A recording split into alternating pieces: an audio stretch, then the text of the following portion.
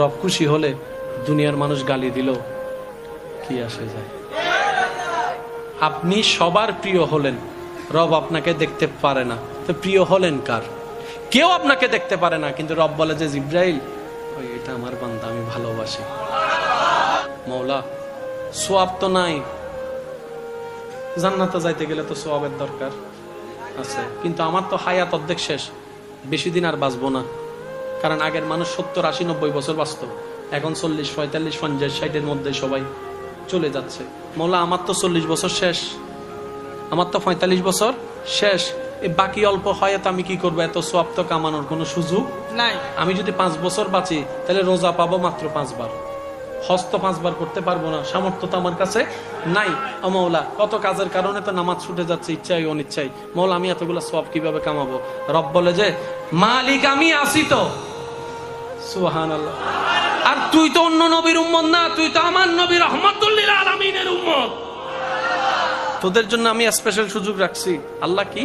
সূরা ফুরকানের 70 নম্বর আয়াতে আল্লাহ পাক বলছেন ইল্লা মান তাবা ওয়া আমানা ওয়া আমিলা আমালান সালিহান ফাউলাইকা ইউবাদদিলুল্লাহু সাইয়্যাতিহিম।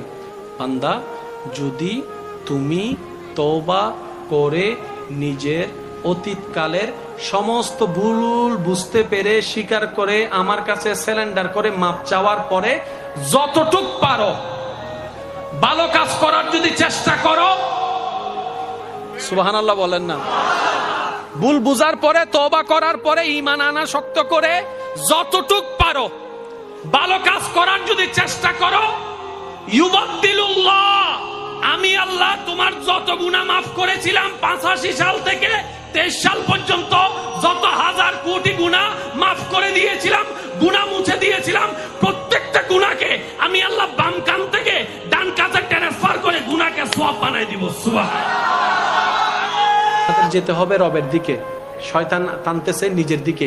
এই যে একটা শয়তানে টানতেছে, আপনি রবের দিকে যাচ্ছেন, এই যুদ্ধটা দেখতে রব বেশি খুশি হয়। আর একটু জোরে বলা যাবে সুবহানাল্লাহ। আপনি জানেন, আপনার যখন আজানের সময় হয়, আপনি প্রায় সময় খেয়াল করলে দেখবেন এমনি ঘুম আসে না, 1টা, 1:30, 2টা বাজে ঘুম আসে না, যখনই আজানের টাইম হয়, যখন আজানের সময় হয়,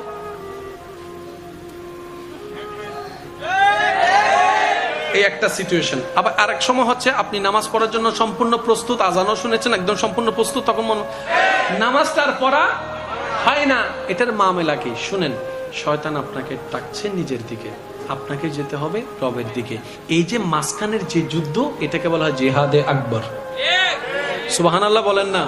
এই যে আপনি রবের দিকে যাওয়ার জন্য আপনি যাচ্ছেন, চেষ্টা করছেন, এটা হচ্ছে বড় জিহাদ, উত্তম জিহাদ। কারণ আপনি শয়তানকে পিঠ দেখায় রবের দিকে যাচ্ছেন, ওইটাই আল্লাহ পাক বেশি পছন্দ করে, ওইটাই দেখতে চাই। সুবহানাল্লাহ। এটার বাস্তব প্রমাণ রমজানুল করিম। এবার বলেন, রমজানের মধ্যে সারাদিন আমরা পানি, জোরে বলেন না, ভাত খাই না। আচ্ছা, এটা তো না হয় কোন রকম একটু বাদ দিলেন। যাদের একটু নেশা করার, মানে নেশা বলতে আপনার সিগারেট, বিশেষ করে এই সিগারেট খাইতে না পারলে তো মাথা ঠিক থাকে না। কষ্ট নিয়ে না, আমার কথা বোঝার জন্য বলছি। যে সিগারেট ছাড়া থাকতে পারে না, ইফতারের সময় আজানটা দিতে দেরি, খেজুর একটা মুখে দিয়ে আমার বদ্দা দিছে দূর।